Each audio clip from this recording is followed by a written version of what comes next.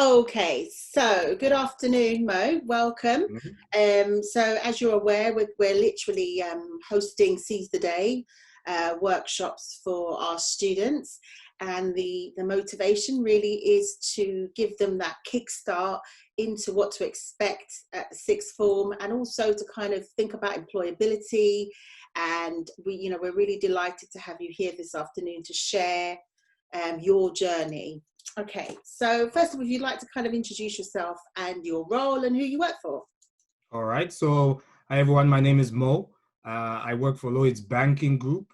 I am a people manager within the group internal audit function of Lloyds Banking Group. We look at and mitigate risk. And I started off in this function with the operations systems team and moved on to the people team because I thought that's where my skills and strengths were. Before that, I worked in retail bank, started off on the counter, started opening accounts. I was going to become a branch manager, but then I found an opportunity elsewhere. They needed me in audit, so I went to audit. Okay, so and how long have you been working for the Lloyds Banking Group? It has been over 6 years last May, 3 years in audit and 3 years in retail bank. Okay, cool. So how did you come about this career pathway, and what was your initial career pathway way back when you were studying? It was certainly nothing to do with this. I always wanted to be a pilot since I was a kid. My parents wanted me to go to uni as a standard. So I didn't necessarily need to be in uni for or to become a pilot, but they always talked about having a plan B. So what I did is I studied engineering. I went to University of Hertfordshire, got some flying hours done. And then after university, I went after the flying courses. That proved to be more difficult than I thought. Even after I got into the top three flight training organizations in Europe, CTC Wings, they train BA pilots. I couldn't afford it. £69,000 deposit. So I decided to find another way to Sorry, what save was up. that figure again? 69,000 as a deposit because they sponsor you for over 100,000, but they need you to put a security bond. So I couldn't afford it. We couldn't afford it as a family, and so I decided to find another route. And I was on the verge of joining the Air Force, but we mutually agreed that my passion wasn't in the Air Force. I just wanted to fly. So I went for plan C and I said, I'll just get a job and save up. And so I was reading a lot while I was unemployed at the time about money.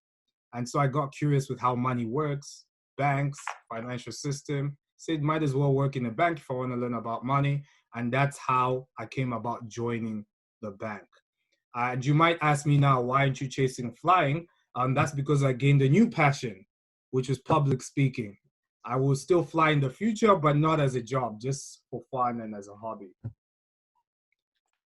Okay, so I mean, how did this whole public speaking thing come about? So I went through, after my flying career wasn't working out, I went through about 7 to 9 months of unemployment. And I didn't understand how I couldn't get a job. In some cases, I was overqualified because maybe in shopping centers, they knew I had a degree and wouldn't last there very long. So I couldn't get the jobs. So I didn't understand what was going on. So when I started learning about the mindset, reading a lot, personal development, I started sharing this with my friends.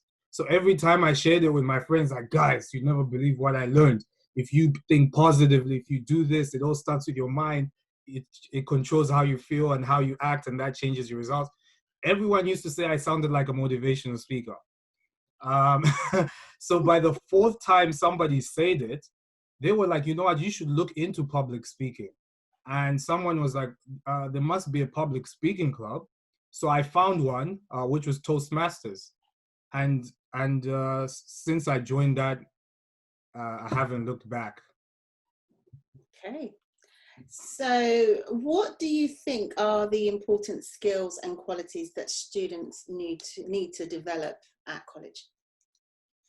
At college, firstly, depending on what area you want to go in, you want some knowledge and qualifications in that. But I think a lot of people always give you different ones. But the things I'll focus on if I was to go back is uh, the ability or adaptiveness to learn and being open-minded to learn, because things change a lot. 1 second I wanted to be a pilot and that's all I wanted to do. If I was naive and not adaptive to be open-minded and learn, I would have never accepted and think I might never have found public speaking. And sometimes you need to take stepping stones in your career. You need to study something that you didn't think you might need to study. I didn't necessarily want to go to uni, but thank goodness I did, because in my career path, doesn't mean everyone has to go to uni, but in my career path, it helped with the flying and then what I'm doing now. So just being open-minded and adaptive to learn is one of the skills I need, would recommend. I think soft skills and transferable skills are important, because you can't learn it all. There's a lot of skills out there. But one thing that jobs and industries have in common are transferable skills that you can take in any job or role. The ability to work in a team, the ability to communicate with your fellow colleagues, teammates, being positive and enthusiastic, being able to work under pressure. So I wouldn't cap it to one specific skills. I would just say, have a look at what transferable skills are and what companies mean when they say you should have transferable skills, because I think that's common in work and life generally. Yeah, I totally agree with that, because I think there is no such thing as having too many skills. Mm-hmm. And I think it's definitely something that you keep in your back pocket, because you never know when you may need to draw it out. So collect as many along the way, because you just never know. It will always come in handy, and it will always transfer in some shape or form at a certain point in your life. It may not be now, may not be tomorrow, may not be next year, but it will actually integrate into your pathway. So I totally agree with that. Okay, so what were the kind of things that would impress you on a CV or an application for a job? What the things that you would want to see, and when you're reading an application? Well, personally, I don't do that many interviews myself, but I do apply for a few, and I've been successful for quite a few. The things I know that they notice, first thing I'll say, it depends on the role. It depends on the role and what you have in roles. They usually lay out some key responsibilities and roles. So if you're doing an application, you need to look at those phrases they use. Because if they, for example, use an algorithm or system to filter out hundreds and thousands of applications, they will see if you wrote down those keywords. So for example, in my role, I'm supposed to have the ability to work under pressure. That's unique to my job, because there's a lot of admin, logistics, and a lot of things I have to deal with. I have to deal with stakeholders, managing stakeholders and relationships. So if it says the ability to manage stakeholders and relationships, you want to make sure you put those phrases and words in your application. So it's very hard for me to choose one, because it depends on the role. So my advice would be, every time you look at an application, look at the sentences and the key phrases they say or transferable skills, and make sure you use those. Of course, I'm not asking you to lie, because in the interview, you will have to back it up. But if people and companies are looking through thousands of applications, they don't have time to go through each and every single one as a human. So make sure you add those key phrases in your applications. I manage stakeholders, or I have experience in doing this because here's an example. That's what I would say, based on the ones I see that get picked, including mine, or sometimes when I've gotten rejected. Okay. So I totally agree with what you're saying. So what would be like the key kind of things that would make you stand out from a crowd? Because obviously if you've got a group of CVs or application forms, or like, for example, with your own scenario where you were applying for an opportunity, what would you say are the things that would make you stand out? Because obviously if you've got a whole pile that have been shortlisted, and for example, they've all got the same, A levels or the same sort of degree classification. So what would be the things that would make you unique, or things that are memorable on that application if if you were having to sift, for example? Good question. As a student, specifically for your experience.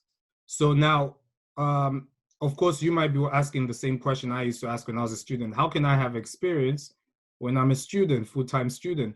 Well, they want to see that above being a student, you're making an extra effort to do things. So when I say experience, I'll give you an example. I was a volunteer at Air Cadets while I was unemployed. Every single interview I had, they asked me about Air Cadets. They were like, so the Air Cadets, what's that about? They are very interested to see what you do in your free time. So if you're a few-time students, you all have straight A's or whatever grades you have, what else do you do in your free activities? So whether that's volunteering, whether that's a part-time job, whether that's some sports or recreational activities, whether you've traveled or gone abroad, a year abroad, they want to see that, and for you to demonstrate what you've learned from that. So you could say, I play football, but okay, so what? What do you do? What have you learned? And what skills out of that activity can bring to this job? But so in terms of what to do to stand out, they want to see, or we want to see, that you're doing more than just being a full-time student. Because I'm guessing you all are full-time students. Yeah, so that's a big thing. And being able to articulate those specific skills in those activities is then another level. Because we've had applications where people do say, oh, I do this and that. Okay, so what? What is it? What do you do in that? What skill are you trying to say is relevant for this job in what you do in that activity? So it's one thing being able to say you do more than being a student. It's another thing also being able to articulate what you take out of that activity and what it will bring to this job. That's what we want to see. And the more the merrier.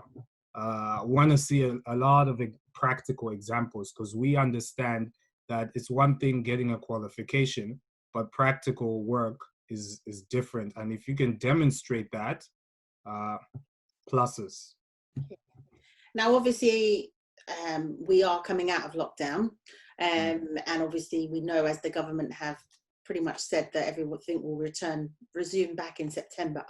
So obviously we're aware that many of our students, have been at home learning.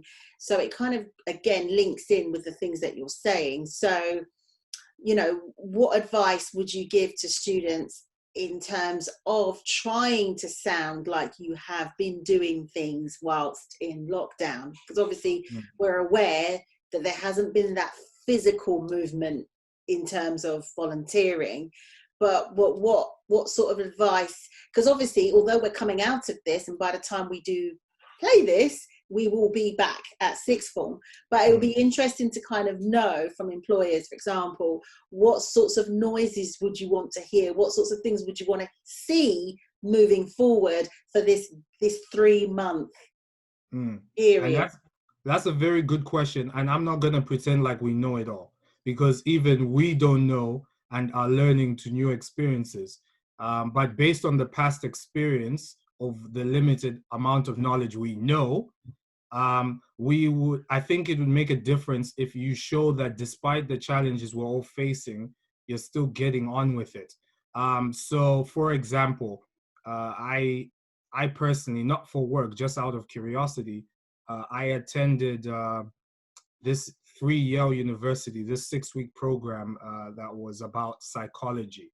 Now, the reason I did that is because as a speaker, I always like to learn more about how people interact and how they work.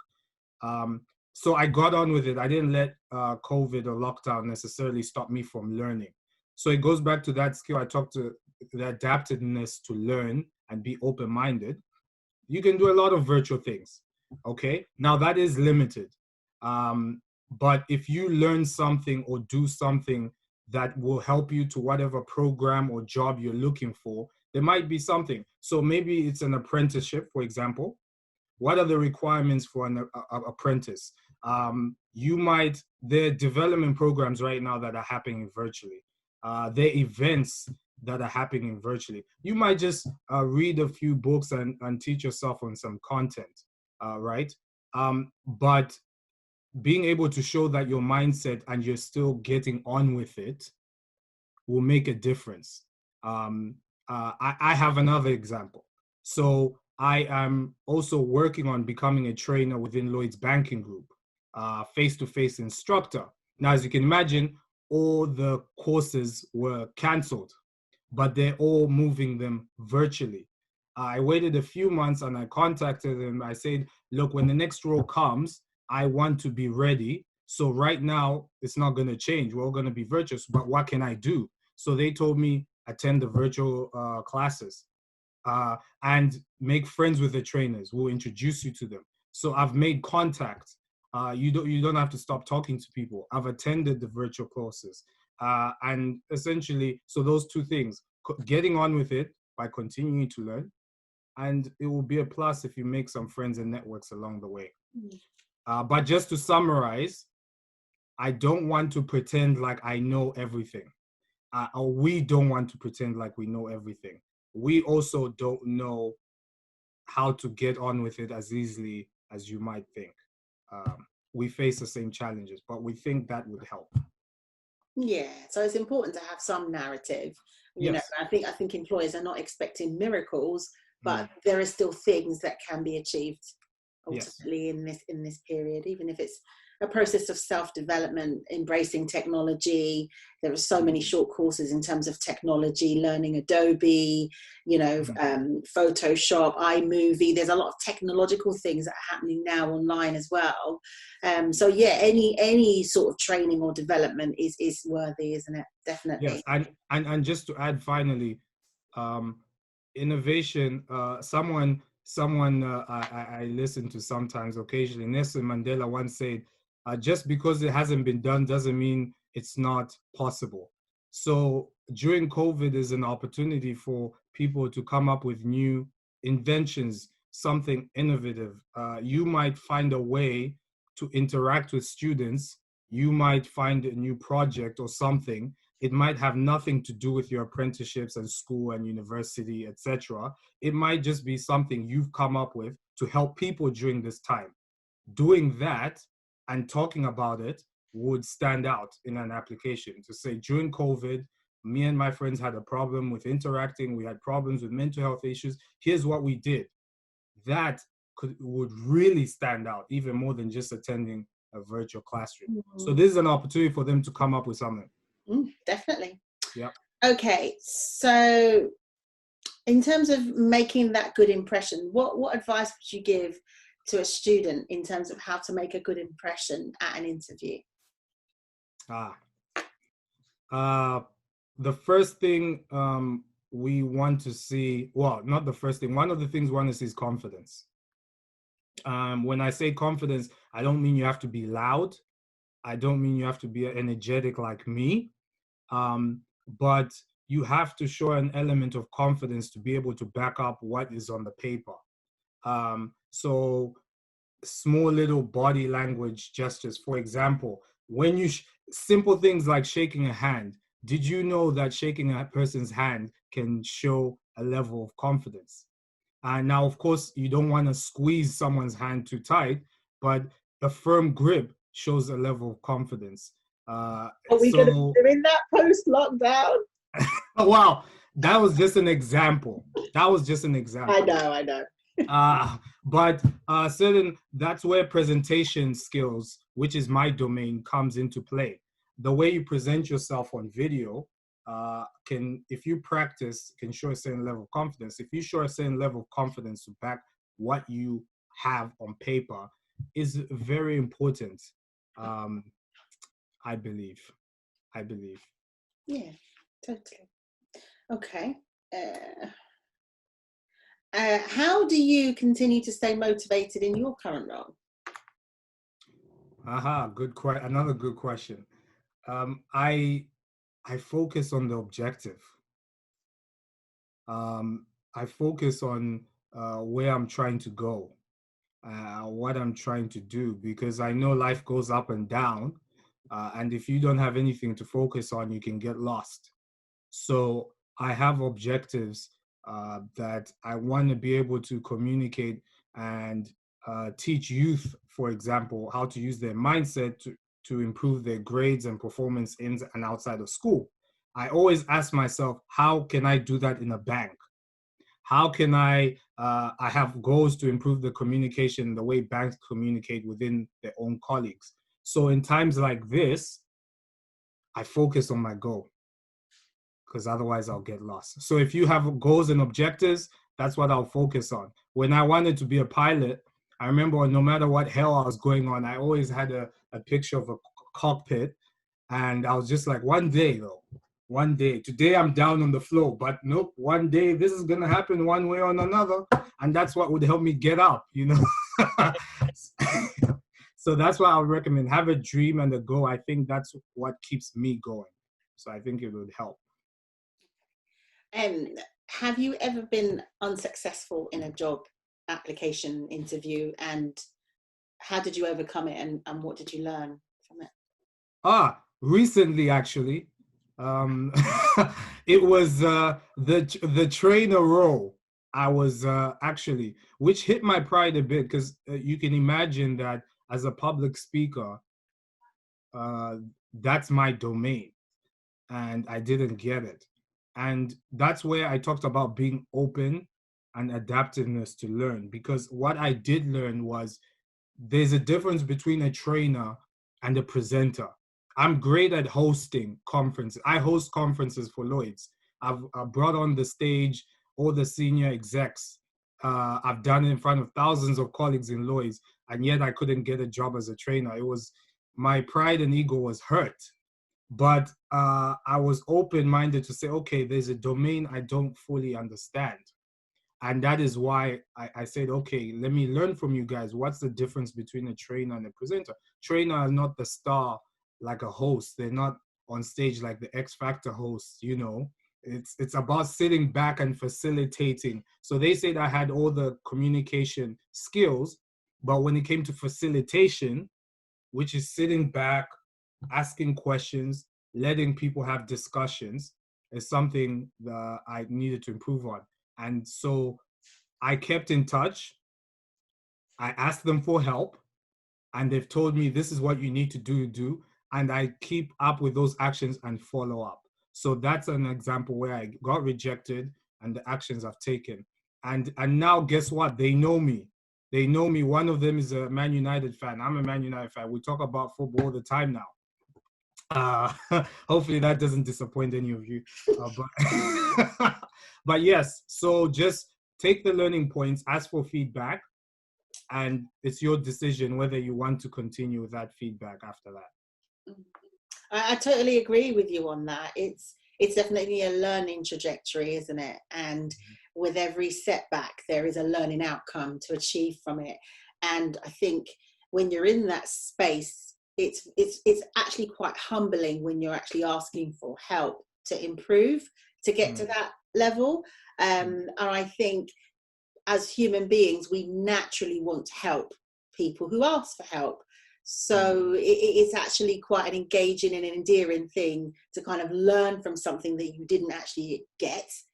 And like you said, it can be quite soul destroying at that moment, but it's about having the ability to kind of, that's what we say, it's resilience, isn't it? Resilience is all about rising up in the face of adversity and being able to kind of see, okay, how can I turn this into a positive outcome? How can I learn from it? And I want to be where you are in order to improve where I need to get to. So I think that's actually brilliant piece of advice for students to really understand that the reality is it's about what we learn from it, isn't it? Mm-hmm. Totally. So I totally agree with you on that. Okay. So what advice would you give to your 16-year-old self? What advice would I give to my 16-year-old self? I would, I looked at that question, and it's not a simple answer because there's so much you want to tell yourself. Um, Off the top of my head at this moment in time, I would tell them two things: to really learn who you are and don't hold back. So what I mean by that is don't hold back on going after things. Try things. Try a subject. If it doesn't work out, okay, just go after it with nothing held back, because I felt that in my childhood I was going through things subtly sometimes. If it was flying, I was woo, but if it was grades or extra work experience, I was a bit more subtle about it. I think I wouldn't hold back. If I was go back in class, I would talk more in class because I'm a talker. But in school, I used to be quiet. So that has an element with knowing myself and being able to share that, not being shy to share that with the world. I think I'm great at that now. If I was to go back to my younger self, I'll say, don't be scared of being yourself and don't hold back. Just go after it. That's what I would tell my younger self. And through the process, you learn. You make mistakes, right? But you learn along the way. But don't hold back. Mm. Don't So hold it's back. very important. That is definitely a learning curve, isn't it? Being able to find your inner voice and being able to project it so young. Yes. Would you say that's something you could practice? Is it something that is based on just being quite shy, or where would you say, how would you develop that? Because obviously sometimes as adults we say that to young people because we're a lot more older and wiser and we've seen more of the world and we understand on hindsight there was nothing to be frightened of in having an opinion. But when you're in that space, in that age group, what can we do in that space at that age to try and empower ourselves to get that confidence to have a voice, as you say? What can For we me, do at that age? I don't think they're gonna like this one. I think there are multiple things you can do because everyone's different. What really did set me off was when I started learning how to change my mind, because I believe everything starts from your thoughts inside your head. And if you can learn to do that, you can do anything. If you can really learn how to influence yourself, that when I fail a grade, I can just get back up. When mom and dad shouts at me, I can look at the indifference and try to see the lesson and keep moving. That starts on the inside. How? I'm not going to pretend like an expert and know how to solve that for you. The most I can do is show you that I believe that's one of the keys to doing something as a teenager. Learn, like, go internal, learn how the mind works, read. My mom told me to read. I picked up a book and that's where my journey began, because I felt like books taught me things about myself, but it's not straightforward. But mindset, I think that's where it starts.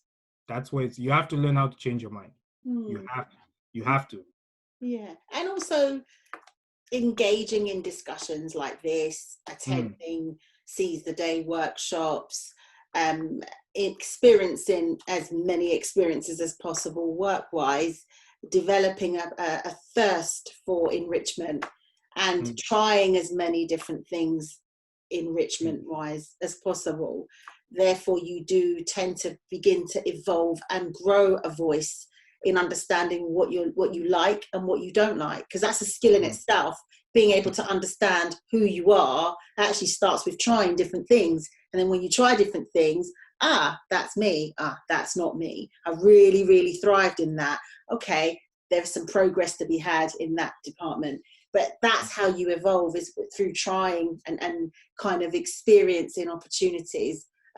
like Seize the Day, and having people like yourself in to share and motivate and inspire our students at the sixth form. So that was the final question. So thank you so much, Mo. That was really, really inspiring as always. So yeah, thank you so much. It's been a pleasure. Thank you. Okay.